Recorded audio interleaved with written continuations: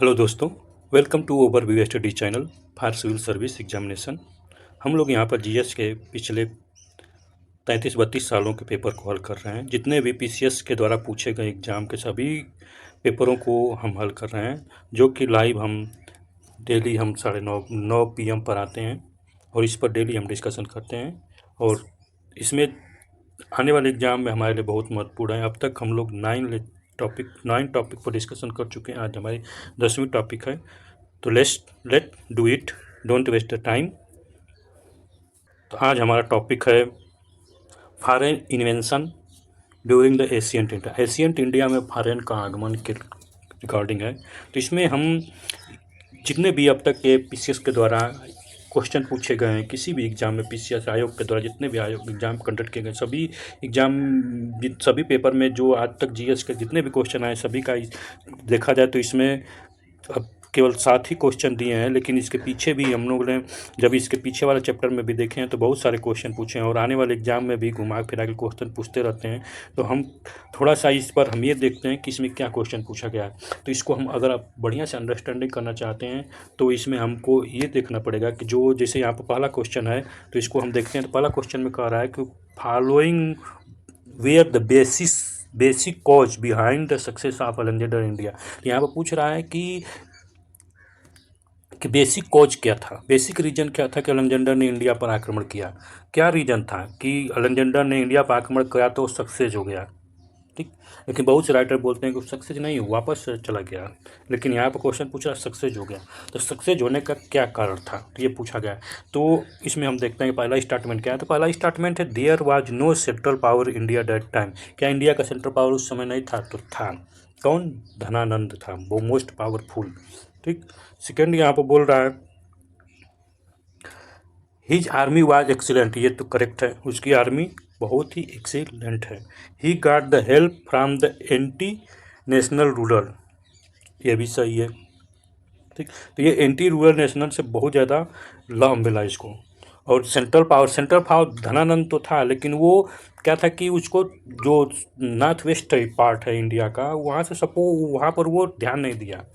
तभी तो चाणक्य जब गया था उससे हेल्प मांगने के लिए तो उसने चाणक्य का बहुत ज़्यादा बेइज्जती कर दिया था, ठीक। तो ये वहाँ से ये भी सही, ये भी सही, ये भी सही। चौथा क्या है, he was the great administrator. नहीं, ग्रेट एडमिनिस्ट्रेटर नहीं, तो वॉरियर था, वो बहुत बड़ा जो फाइटर था, ठीक। तो ये गलत है। अगर हम देखते हैं तो बी वाला सपोर्टिंग है। और इसका एक्सप्लेनेशन देखते हैं तो एक्सप्लेनेशन में कह रहा है कि there was political instability in south west में फ्रंटियर पर इंडिया का पॉलिटिकल इनस्टेबिलिटी था। वहाँ पर स्टेबिलिटी नहीं था, स्टेबल नहीं थी। बहुत छोटे छोटे जो स्टेट थे, किंगडम थे, वो आपस में ही लड़ रहे थे, उसी का लाभ भी उसने उठाया। और इनके बीच में क्या था कि small state in the region indulged in the internal dispute, आपस में ही लड़ रहे थे, ठीक है ना। इसके कारण उसको बहुत सारा लाभ मिला, ठीक। अम्बी जो था वो जाके उसको सपोर्ट कर दिया, सरेंडर बोल दिया था। अम्बी पस्पोरुस था, उसने लड़ा था चपक के किस अलेक्जेंडर से। There was the lack of unity among the which give the chance the foreign invader. तो यहाँ पर जो बहुत सारा यूनिटी थी, वहाँ पर बहुत सारा यूनिटी का लॉक था, तो इसलिए invader interfere and tackle the advantage situation. Alexander got help from the anti national research Ambhi of Takshashila.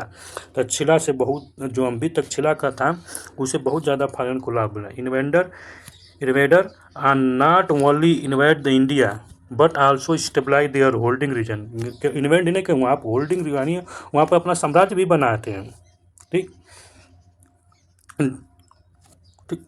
10 lakh of strong central power थी। यहाँ पर लाख सेंट्रल पावर का यहाँ पर का ऑप्शंस था। Help from the descendant India rural better military arrangement हुए the basic cause behind the Alexander in India. Alexander was the great conqueror but not good administrator, ठीक। ये ग्रेट। तो हम यहाँ पर ये क्वेश्चन ये को उठता है कि अगर क्या अलेक्जेंडर ही पहला इन्वेडर था? नहीं, पहला अलेक्जेंडर नहीं था।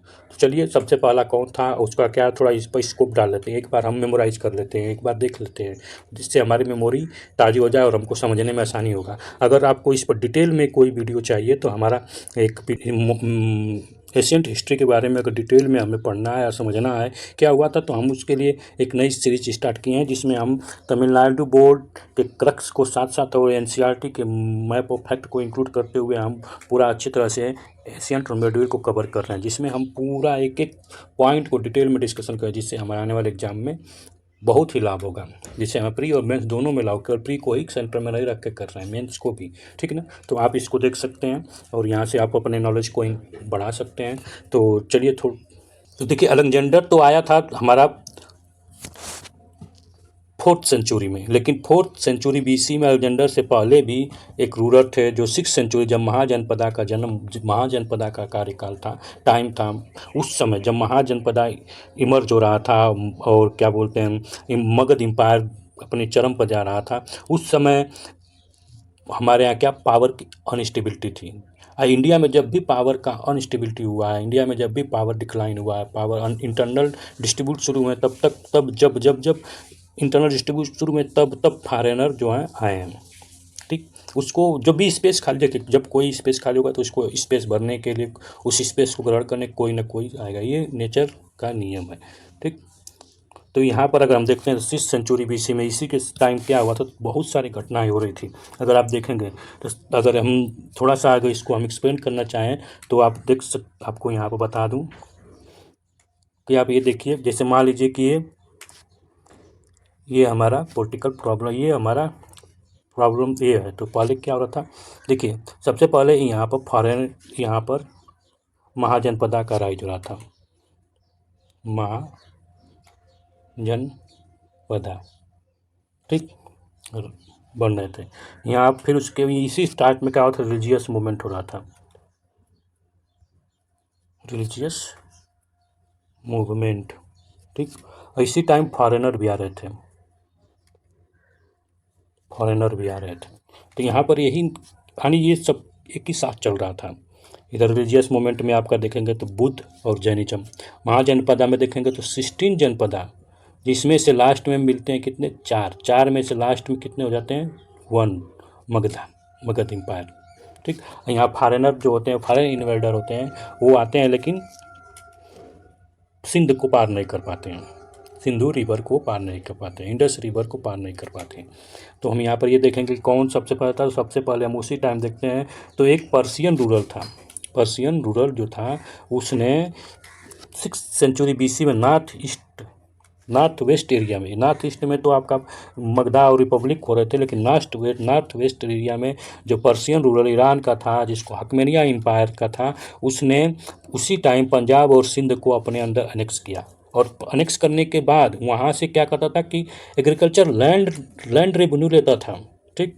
अब 4th सेंचुरी के BC में ग्रीक आते हैं, और 4th सेंचुरी BC में देखते हैं ग्रीक जो है और ईरानियन के बीच, यानी पार्सियन के बीच में युद्ध होता है। इसी युद्ध में क्या होता है, जो साइरस है उसको साइरस डिफीट होता है। इसी पर एक बुक लिखी गई है जिसको द स्टोरी बुक कहते हैं,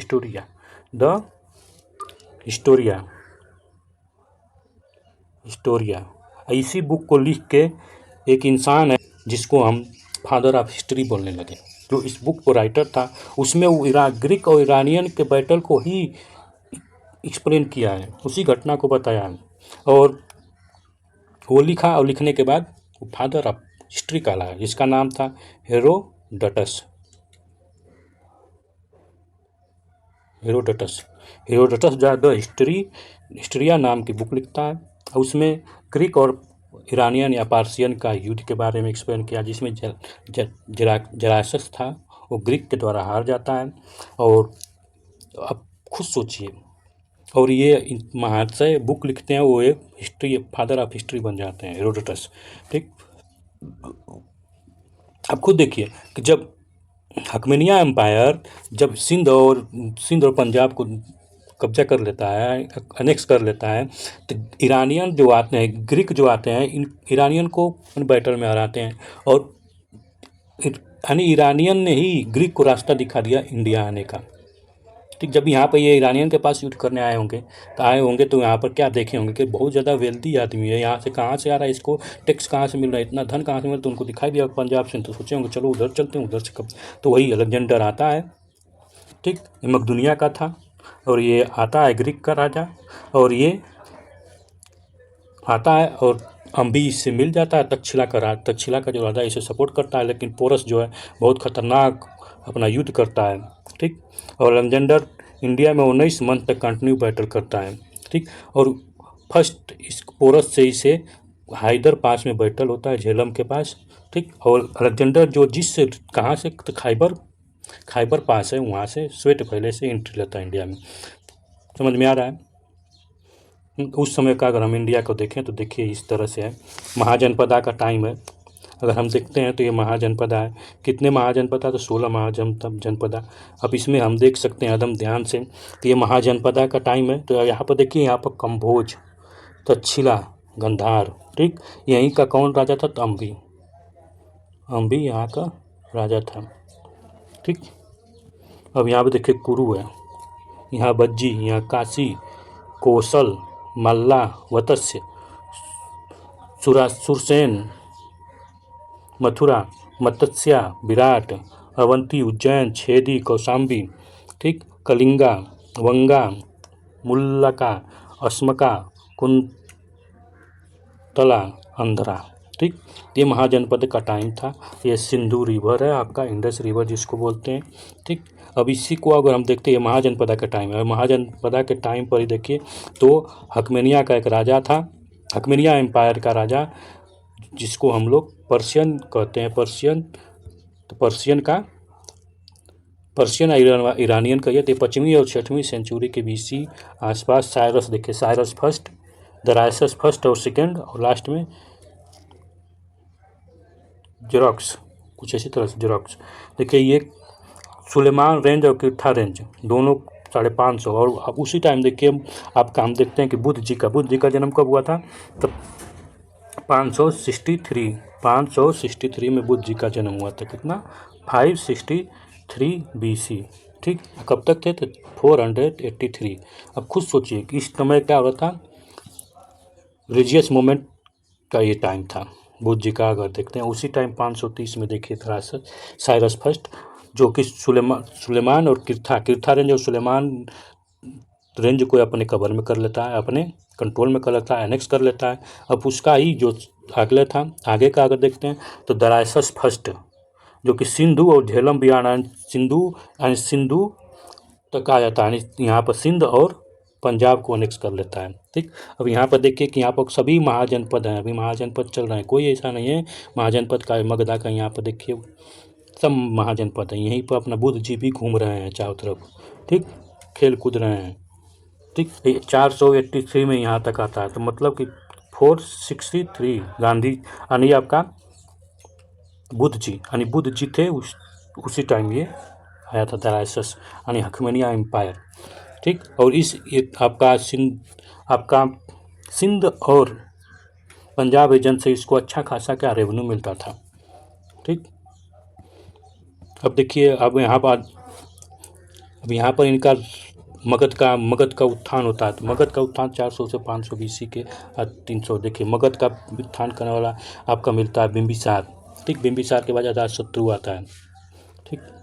जो हस्तिनापुर इस समय यहाँ पर था, मथुरा था, अवंती, ठीक। मगध यहाँ पर, अंगा, देख रहे हैं आप मैप को, देख रही है अवंती यहाँ पर फिर है। आप देखिए ये आपका असली मगध, अजातशत्रु के टाइम मगध का इतना एरिया बढ़ जाता है, नहीं यहाँ पर मगध इतना था, ठीक। एरिया देखिए, समझ रहे हैं। इसको एरिया को आप बार बार मैप को देखते रहिए, मैप देखने से हमारा टाइम याद हो जाता है, ठीक। तो अजातशत्रु क्या करता है कि देखिए जब बिंबिसार होता है तो अंगा को अपने अंदर लेता है, अंगा जो था। फिर उसके बाद अजातशत्रु आता है तो कौशल और बज्जी को अपने कंट्रोल में ले लेता है, ठीक। अब उसके बाद शिशुनाग आता है, शिशुनाग 340 BC में। शिशुनाग क्या करता है कि मगध को इतना बड़ा कर देता है, ठीक। ध्यान से देखिए मगध एम्पायर, ठीक। मगध यहाँ बढ़ रहा है, लेकिन इधर कौन थे, इधर अपना हकमेनिया एम्पायर बैठे थे पंजाब और सिंध वाले एरिया में, ठीक। फिर आप देखिए नंदा डायनेस्टी इतना बड़ा अपना यहाँ से कलिंगा से लेते हुए पूरा कंट्रोल कर लिया था, नंद डायनेस्टी, ठीक। समझ में आ रहा है, यानी ये पूरा मथुरा तक है, बैराट तक चला गया था, ठीक। यहाँ पर पंड्यानपुरा साउथ में। मैप देखने से बहुत सारे कन्फ्यूजन दूर हो जाते हैं, क्लियरिटी आती है। अब देखिए धनानंद का एम्पायर है यहाँ तक, कहाँ तक, तो मथुरा, बैराट, मत्स्य तक, ठीक। अब देखिए यहाँ पर अगर देखते हैं तो यहाँ पर अलेक्जेंडर आता है। अलेक्जेंडर का देख रहे हैं, यहाँ से रास्ता आता है अलेक्जेंडर यहाँ। अब ठीक यहाँ पर यहाँ इधर जाता है। फिर यहाँ पर कंभोज, अलेक्जेंडर यहाँ पर लड़ाई होती है उसकी, ठीक। फिर इधर अलेक्जेंडर आता है कराची के टाइप। अब देखें तक्षशिला तक आता है। आप मैप को देखिए ध्यान से, सोच समझने की कोशिश कीजिए। ये देखिए जो एरो दिखाया गया है कहाँ से कहाँ तक आता है। अलेक्जेंडर का ये इंडिया के साइड में है, लेकिन वो इंडस रिवर पार नहीं कर पाता है, यानी वो इंडिया में एंट्री नहीं रहा, तो वो देखा जाए तो प्रेजेंट टाइम के पाकिस्तान में ही रह जाता है, ठीक। अब देखिए, अब जब अलेक्जेंडर वापस चला जाता है तो किसको छोड़ के जाता है, तो अपने वहाँ पर गवर्नेंस यानी वहाँ प्रोविंस बना के जाता है। तो वहाँ का किसको आता है, सेल्यूकस निकोटर को। सेल्यूकस निकोट अपना एम्पायर बनाता है। फिर यहाँ पर चंद्रगुप्त अपना राज्य बनाता है। देखिए चंद्रगुप्त का यहाँ से कितना सरवन गोला है, यानी इसको थोड़ा सा छोटा करें तो उस चंद्रगुप्त का साम्राज्य हम देखते हैं तो पूरा वेस्ट बंगाल यानी बांग्लादेश से लेके आपका कंधार तक उसका साम्राज्य रहता है। और यहाँ पर तमिलनाडु में देखा जाता है कृष्णा रिवर तक, तो इतना इसका साम्राज्य, इतना बड़ा साम्राज्य अपना स्टेबलाइज करता है। लेकिन यहाँ पर उसके अलेक्जेंडर के भाई भतीजे रहते हैं, ठीक। फिर उसके बाद हम आगे बढ़ाते हैं सेल्यूकस एम्पायर। फिर अशोका का देखते हैं, तो अशोक देखिए अपना एम्पायर बढ़ाता है और यहाँ पर लेके चला जाता है कहाँ तक लेके चला जाता है, कावेरी तक, गोदावरी तक, ठीक। अगर यहाँ पर ये देखें तो ये चोला चेरा पांड्या को छोड़ के बाकी यहाँ तक अपना साम्राज्य बनाए रहता है, ठीक। और इधर में देखें तो कंधार तक बढ़ाता है, ठीक। और कलिंगा को भी जीत अपने अंदर कर लेता है।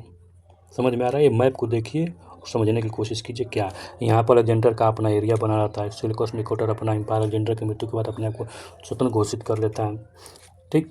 लेकिन यहाँ पर जो एरिया में नहीं दिया है, यहाँ पर अगर मैप में देखते हैं तो यहाँ पर जो ड्राइसस फर्स्ट और साइरस यानी अकमेनिया एम्पायर के वो लोग भी थे। अब यहाँ पर थोड़ा सा इंपॉर्टेंट चीज़ें हैं जो अब तक हम पढ़े हैं।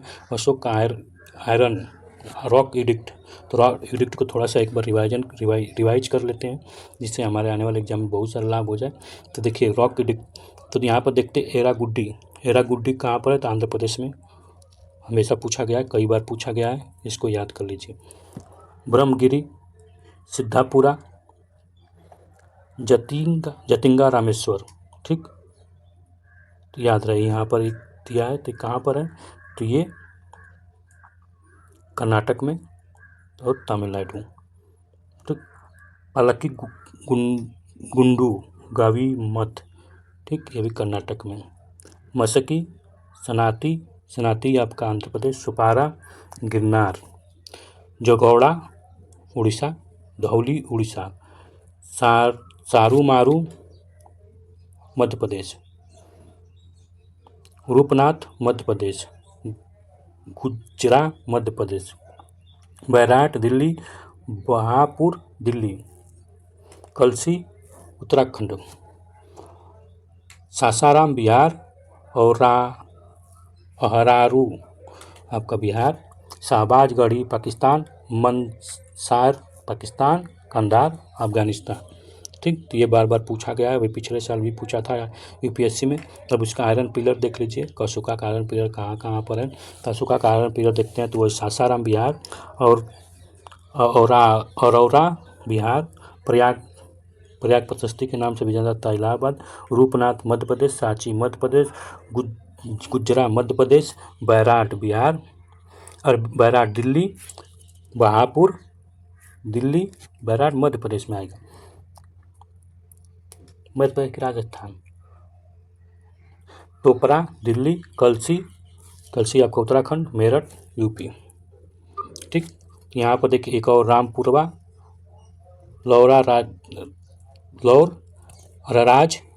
लौर नंदागढ़,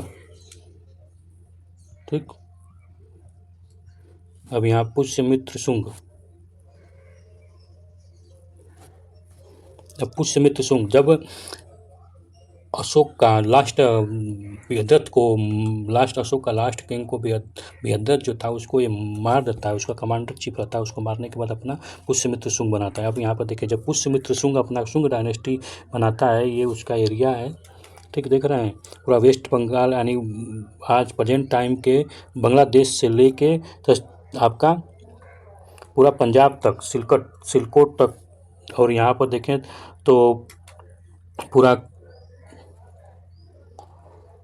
विंध्या रेंज पार करके महाराष्ट्र तक अपना साम्राज्य बनाया रहता है। लेकिन इसमें छेदी डायनेस्टी खारवेला है वो नहीं है, ठीक, ये इंडिपेंडेंट हो जाता है, ठीक। अब यहाँ पर देखिए ये इंडो ग्रीक है, यही आपके अलेक्जेंडर के भाई भतीजे सब पड़े हैं, ठीक। ये कहाँ पर तक्षशिला से लेके आपका यानी इंडस रिवर से पूरा किनारे किनारे सब पड़े हैं, जितना पाकिस्तान प्रेजेंट में उधर अपना राज्य कर रहे हैं। तो यहाँ पर पुष्यमित्र शुंग का है, ठीक है ना। अब ध्यान से देखिए, आपको दोनों पैरेलल चले गए। अब देख समझ में आ रहा है। अब इंडो ग्रीक के बाद कौन कौन आते हैं, तो इंडो ग्रीक के टाइम अभी यही यहाँ पर क्या होती है कि जब पुष्यमित्र शुंग, जब यहाँ पर पोस्ट मौर्यन के बाद क्या होता है कि यहाँ पर पावर क्या होती है कि बहुत कमज़ोर हो जाती है, सेंट्रल पावर लगभग न के बाद, तब यहाँ पर क्या होगा कि फॉरेन शक्तियाँ जागृत होगी और अपना कार्य करने लगी। जैसे आपका शरीर कमज़ोर हो जाता है तो क्या होता है, बाहरी बीमारियाँ आने लगती है और आपको प्रॉब्लम करती है। उसी तरह से जब भी देश कमज़ोर होता है, यहाँ के राजा कमज़ोर होते हैं, उनमें फूट पड़ती है, तो बाहरी राजा आके उस पर राज्य करने लगते हैं, ठीक। तो आपको ये याद होना चाहिए कि जब यहाँ पर Indo Greek south west north में थे, तो यहाँ पर आपका खरवेला का छेदी डायनेस्टी थी, खरवेला किंग था, यहाँ पर शुंगा था, शुंगा को हटा के शुंगा को हटाता है पुष्यमित्र शुंग को हटा के खानवा आता है, तो यहाँ पर साका आता है। चलिए उसका भी देखते हैं। देखिए ये उनका क्रम है, ये क्रम कई बार पूछा गया है, तो आपको याद होना चाहिए क्रम, इस क्रम को आपको याद होना चाहिए। सबसे पहले इंडो ग्रीक यानी सबसे पहले तो अखमेनिया एम्पायर है, ठीक, अखमेनिया एम्पायर, उसके बाद अलेक्जेंडर है, ठीक, ग्रीक ईरानियन के बाद ग्रीक के बाद बैक्ट्रिया, ठीक, इन्हीं के भाई भतीजे। बैक्ट्रिया के बाद आते हैं तुरंत लगातार साका के बाद पर्थियन के बाद कुशना। तो आप कहेंगे कि ये कैसे याद रहेगा, तो याद करने का कई तरीका है। कि एक ट्रिक है कि इंद्र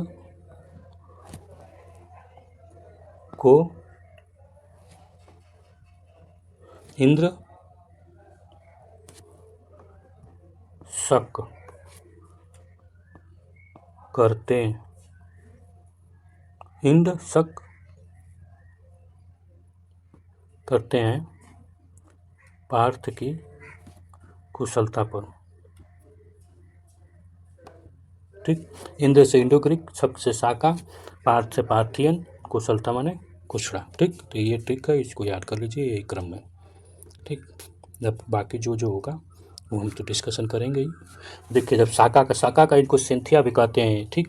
ये ट्राइबल थे, कौन से ट्राइबल, और सबसे इसका ग्रेट रूलर कौन था, रुद्रमान फर्स्ट था, जो बहुत ही ग्रेट रूलर बनता है।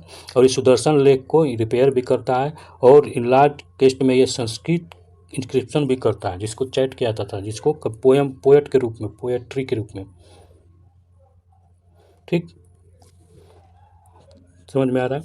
उसके बाद पर्थियन आते हैं। अब साका क्या होते हैं कि इसको कमज़ोर कर देते हैं, कमज़ोर हो जाती है, और इसको जगह पर इसको टप्पल करके पार्थियन आते हैं, जो कि ईरानियन हैं, ये भी ईरानियन है, ठीक।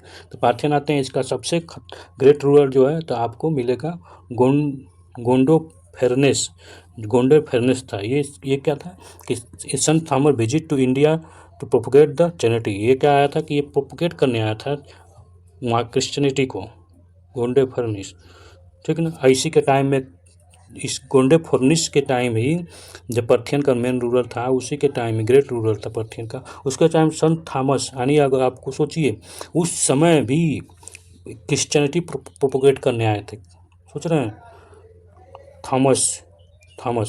संत थॉमस, आपको कभी परीक्षा में पूछे सबसे पहले कौन था, संत थॉमस आया था इंडिया विजिट करने, ठीक। उसके बाद कुशना आते हैं, ठीक, जिसको यूचित ट्राइब या तो चिरियन ट्राइब भी कहते हैं, नॉर्थ सेंट्रल से आए थे चाइना के आसपास से, ठीक। इसका फाउंडर कर्पिस फर्स्ट था। इस कर्पिस फर्स्ट का सन कर्पिस टू एंड भीमा कर्पिस ने गोल्ड कॉइन इशू किया था, बहुत हाई क्वालिटी का गोल्ड कॉइन था, और लॉर्ड ऑफ वर्ल्ड लिखता था उस कॉइन के ऊपर। और इसका लड़का था कुशड़ा कनिष्का था, ठीक। समझ में आ रहा है। अब यही अपना रूल करेंगे जब तक नॉर्थ वेस्ट साइड में, और कुशना तो यहाँ तक कि मथुरा तक आ जाता है। अब मैप में थोड़ा सा देखेंगे तो थोड़ा डिटेल मिल जाएगा कैसे, ठीक। ये बार बार क्वेश्चन पूछा गया, इसलिए अब देखिए ये रहा।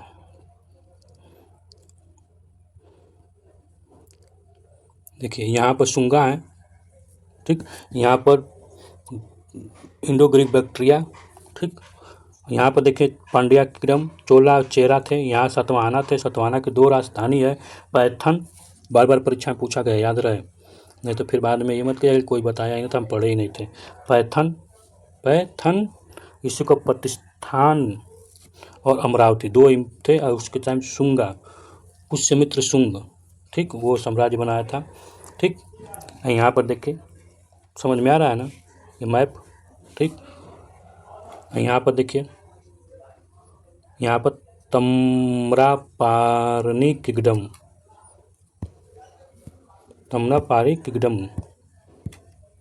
ठीक ना।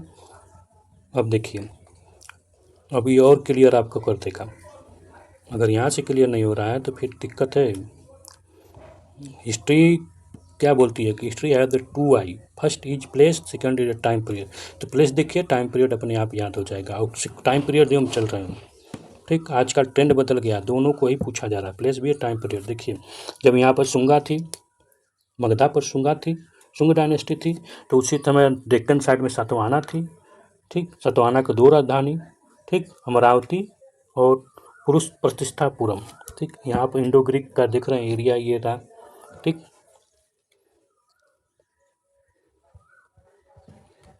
अब देखिए, अब शाखा, इंडो ग्रीक के बाद शाका आते हैं, तो शाका का थोड़ा सा देखिए। अब शाका जब आते हैं तो शाका के टाइम पर क्या था, थोड़ा सा ध्यान दीजिएगा। शाका आपका, इनको शाका क्षत्रप भी कहा गया, ठीक, इनको कहा गया शाका क्षत्रप। तो शाका देखिए गुजरात, ये राजस्थान, महाराष्ट्र, ये लेते हुए पूरा एरिया लगभग मथुरा के पास तक आते हैं, लेकिन मथुरा नहीं तो हरियाणा दिल्ली तक आ ही जाते हैं, ठीक। यहाँ तक तक्षशिला लेते हुए पूरा एरिया देख रहे हैं, ये पूरा शाका का था, ठीक। यहाँ गिरनार तक, तभी तो शाका का रूरल जो था रुद्रदमन, गिरनार में जो गिरनार आयरन इंस्क्रिप्शन था उसको यहाँ पर आयरन क्या बोलते हैं, रुद्रमन सुदर्शन लेक, उसका क्या था, रिपेयर करवाया था, ठीक। अब देखिए जब यहाँ पर शाका आपके हैं, ये कब का टाइम है, तो 50 BC का टाइम, ठीक। जब 50 BC का टाइम था तो इस इधर नॉर्थ वेस्ट में शाका थे, तो और यहाँ पर आपको डेक्कन में देखेंगे तो सातवाहना, ठीक। यहाँ पर देखेंगे आपका ईस्टर्न घाट यानी उड़ीसा पार्ट में, तो यहाँ पर आपका छेदी डायनेस्टी, उनको इन कहा जाता था महामेघवहाना कहा जाता था, ये भी उसका नाम है, कई बार परीक्षा में पूछा है, आदमी कंफ्यूज हो गया है, ठीक। तो याद रहे महामेघवहाना। ये तम्रपाली देखिए पोर्ट है, ये परीक्षा में कई बार पूछा गया है, तम्रपाली क्या था, तो पोर्ट है, कहाँ पर, तो ये वेस्ट बंगाल में है, आज के वेस्ट बंगाल में देखिए, ठीक। खानवा, अभी यहाँ पर खानवा जो पुष्यमित्र सुंग यानी सुंग डायनेस्टी के बाद खानवा एम्पायर बनता है, ठीक, डायनेस्टी बनती है। इसका डिटेल में हम लोग पढ़ेंगे, जो डिटेल का चल रहा है। ये तो क्वेश्चन ये PYQ करें तो PYQ में उतना डिटेल नहीं जा सकते हैं, ठीक। बचे जाने कि सुंगा के बाद खानवा बनता है, ठीक। अब सोचिए कि यहाँ पर यानी एक ही टाइम में कंट्रोल खानवा के कंट्रोल पर सातवाहना, जिसका प्रतिष्ठाना और अमरावती दोनों थी, ठीक। शाका यहाँ से लेके इतना एरिया में फैला हुआ है, ठीक। अब शाका को टपल करेगा तो शाका कई पार्ट में टूट जाएंगे, एक पार्ट में नहीं, कई पार्ट में, छोटे छोटे पार्ट में ब्रेक हो जाएंगे, ठीक। अब देखिए, अब सुंगा डायनेस्टी देखिए, यहाँ पर न्यू पावर जब इमर्ज हो रहा है, तो ये सातवाहना देखिए, यहाँ पर छेदी डायनेस्टी का ये देखिए, यहाँ पर देखिए पार्थियन एम्पायर यहाँ पर है, नॉर्थ वेस्ट स्टाइल में आप देखते हैं आपका इस समय प्रेजेंट टाइम में अगर हम देखें तो ये क्या है, ईरान है। तो ईरान में हम देखते हैं तो पार्थियन एम्पायर है, और यही पार्थियन आते हैं और क्या करते हैं, साका एम्पायर को तोड़ देते हैं, ब्रेक कर देते, टपल करते हैं। साका ट्राइब देखिए यहाँ से आते हैं, कहाँ से, कौन सा एरिया है, तो एक तरह से कहा जाए तो ये तो यूरोप वाला एरिया चला जा रहा है, यानी प्रेजेंट टाइम का देखें तो ब्लैक सी कॉकस माउंटेन की साइड से आ रहा है। कॉकस माउंटेन है, अराल सी, चाइना टाइप, चाइना के एरिया है, चाइना और रशिया, सेंट्रल एशिया से आ रहे हैं। ठीक, पाकिस्तान यहाँ पर बनाते हैं अपना। ठीक, ऐसा तो आना अपना है। अब देखिए यहाँ पर फॉरेन इन्वर्सन का थोड़ा सा है, इंडो ग्रीक, पार्थियन। ठीक, ये बैक्टीरिया भी इनको कहते हैं, नॉर्थ अफगानिस्तान में थे। ठीक, डिमेट्रस फर्स्ट पंजाब में, मिलिंदर, ये इनको मिलिंद भी बोलते हैं, बुद्धिस्ट बन गया था बाद में। नागासेन इसको उपदेश दिया था और मिंद पन्हो किताब थी। ठीक, और ये पहला क्वाइन इंट्रोड्यूस किए थे इंडो ग्रीक। पार्थियन थे, ईरान से इनका था। इनको शक पहलवा भी कहा गया है क्योंकि ये शकों को टोपल किए थे। इनका गोंड फारेस क्या था, राजा था। उसी टाइम संत थॉमस आया था क्रिश्चियनी प्रमोट करने के लिए। और यहाँ इनका सोर्स क्या है, तो तख्ती बही से इनका इन्फॉर्मेशन मिलता है कि पार्थियन थे। ठीक, तो ये बहुत बढ़िया, आप इंडो ग्रीक का ध्यान दे सकते हैं। यहाँ से यही एक पॉइंट मिल रहा है कि इंडो ग्रीक ने कॉइन इंट्रोड्यूस किया था, बाकी सब हम जानते हैं, सब पूछा हुआ। अब देखिए, अब पार्थिया के बाद आपका कुशना आते हैं। अब देखिए कुशना को अगर देखना हो तो यहाँ पर ध्यान से देखिए, कुशना के टाइम क्या था। जब कुशड़ा आते हैं तो कुशड़ा खुद देखिए कि कुशड़ा यहाँ पर रहते हैं, लेकिन ये उसी से यहाँ पर देखिए गुजरात टाइम में साका क्षत्रप, ये नहीं बोलते कि ये लोग टूट जाते हैं वेस्ट और नॉर्थ क्षत्रप में, ईस्ट और साउथ क्षत्रप में टूट जाते हैं साका। साउथ क्षत्रप ये आपका साका क्षत्रप जो आपका गुजरात वाला एरिया में रहते हैं, यही बाद में जाकर गुर्जर पतियार बनाते हैं। ठीक है, उसका कहानी अलग है लेकिन मिलेगा। ठीक, यहाँ पर कुशना का देखिए पूरा यहाँ से लेके कॉकस माउंटेन से लेके आपका अफगानिस्तान पाकिस्तान लेते हुए यहाँ तक कि राजगृह तक ये अपना साम्राज्य फैला लेते हैं। उज्जैन से लेके, सांची से लेके, बैराट से लेते हुए ये पूरा देख रहे हैं, ये पूरा बना लेते हैं। कनिष्क का एम्पायर था ये, 150 एडी के टाइम में कनिष्क का ये था। और साका यहाँ पर थे, सातवाहना अपना डेक्कन में थे, यहाँ पर छेदी पड़े हुए थे, छेदी डायनेस्टी आपका कलिंगा। ठीक,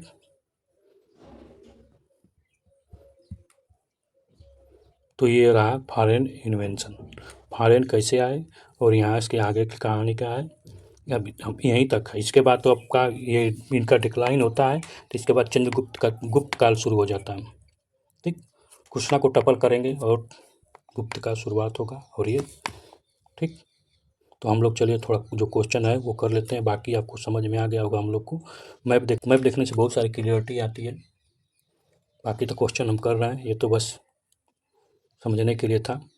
अगर आप डिटेल में जानना चाहते हैं तो हमारे इस क्लास को देखिए, इसमें इस लेक्चर को देखिए, इसमें हम पूरा डिटेल में डिस्कशन कर रहे हैं और इसमें एक एक पॉइंट पर हम बारीकी से कर रहे हैं ताकि हमारे आने वाले एग्जाम में कोई भी क्वेश्चन न छूटे।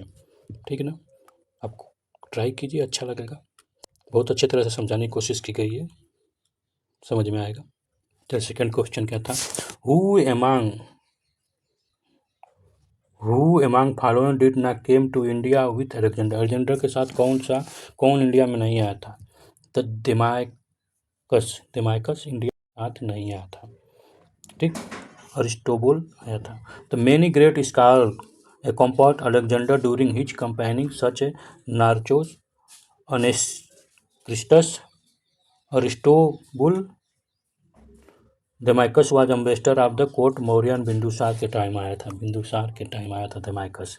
ठीक, ईरान का। ठीक है ना, next consider the following. After 2 year expedition of Alexander left India, 2 year नहीं, he was defeat by Chandragupta Maurya नहीं, ठीक। फर्स्ट फर्स्ट इज करेक्ट है, फर्स्ट करेक्ट होगा, 2 year की कितने पता नहीं, याद नहीं आ रहा है 2 साल, लेकिन सेकंड इज इनकरेक्ट है, ठीक ना। सी 2 year सही है। After after 2 year long operation in India region Alexander return back to एक kingdom 325 BC during the refusal of army. उसके आर्मी बहुत थक गए थे और रिफ्यूज कर दिए थे कि अब आगे नहीं बढ़ेंगे। While in the taking the his kingdom die in the, और जब वापस गया तो बेबीलोन में जाके वो मर गया, डाई हो गया, उसका डेथ हो गया बेबीलोन में, ठीक। कब मरा तो ये कई बार पूछा गया है, तो याद कर लीजिए। 323 BC में वो मर गया। The first statement to second statement wrong. इस साइड चंद्रगुप्त है the meet Alexander once but not evidence to clash fight between, यानी उसके बीच में कभी भी क्लैश फाउंड नहीं हुआ, कभी भी नहीं हुआ, लेकिन वो अलेक्जेंडर से मिला था, ठीक। Next question. The woman of which Indian tribal या kingdom had take up arm against Alexander. Alexander के अगेंस्ट में कौन सा वुमन थी, ट्राइब का, जो लड़ गई थी। After the large number of soldier had be kill and wounded in the battle field, कौन थी। तो मसागा थी, ट्राइबल थी जो अलेक्जेंडर से भिड़ गई, ठीक। उसका बहुत सारा नुकसान हुआ था आर्मी का, ठीक है ना। इसका एक्सप्लेनेशन देखते हैं। After death of army man in the battle of Alexander army, यानी अलेक्जेंडर के आर्मी के साथ आर्मी मैन का डेथ हो गया। The woman of Ashok republic rise weapon fight against Alexander Greek army, जनक ग्रीक आर्मी के साथ। Ashoka republic capital was the Massaga. तो मसागा किंगडम की औरत जो है लड़ पड़ी, किससे, अलेक्जेंडर से। Who among the following address our country as India. India सबसे पहले कौन कहा था। तो ग्रीक बोले थे इंडिया, अरबी बोले थे हिंदुस्तान, हिंदू पर्शियन बोले थे Hindu Hindu Hindu Persian, Indus river पर बोले थे हिंदू कुछ ऐसे, ठीक। ग्रीक तो बोले थे ग्रीक, हमें क्या बोले थे, इंडियन, ठीक। It was the Greek who called the Sindhu river as the Indus. They are called the region of the Indus people. Thus region belong to Indus, called the India by the Greek. ठीक। Next question. The name that brave Indian ruler who was defeated by Alexander and Jhelum river. Porus. हम भी तो उससे जाके मिल गया था, चंद्रगुप्त मिला था, कभी युद्ध नहीं, पद्मनाभ तो मतलब ही नहीं रखता था, ठीक। Next question. Which among the following Indo-Greek ruler had the circulated lead शीशे का क्वाइन कौन किया था। Strato second. Indo Greek ruler Strato second who was Indian ruler 25 BC से 10 AD तक। ही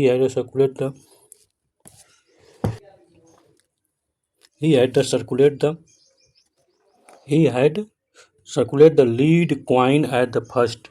The coin were Apollo tripod type, Apollo और tripod type. तो ये हमारा ये आजकल इतना 7 क्वेश्चन थे और बहुत सारे हम लोग पीछे का किए। अब तक हम लोग ने बहुत सारे क्वेश्चन कर चुके हैं, ठीक ना। एशियन हिस्ट्री का लगभग अब ख़त्म है, बस साउथ पीरियड है, गुप्ता पीरियड है, 2 पीरियड बाकी है जो कि हम ख़त्म हो जाएगा। तो देख सकते हैं कि बहुत सारे क्वेश्चन को हम लोग किए हैं, ठीक, जो कि हमारे एग्ज़ाम के पर्सपेक्टिव से बहुत ही इम्पोर्टेंट है,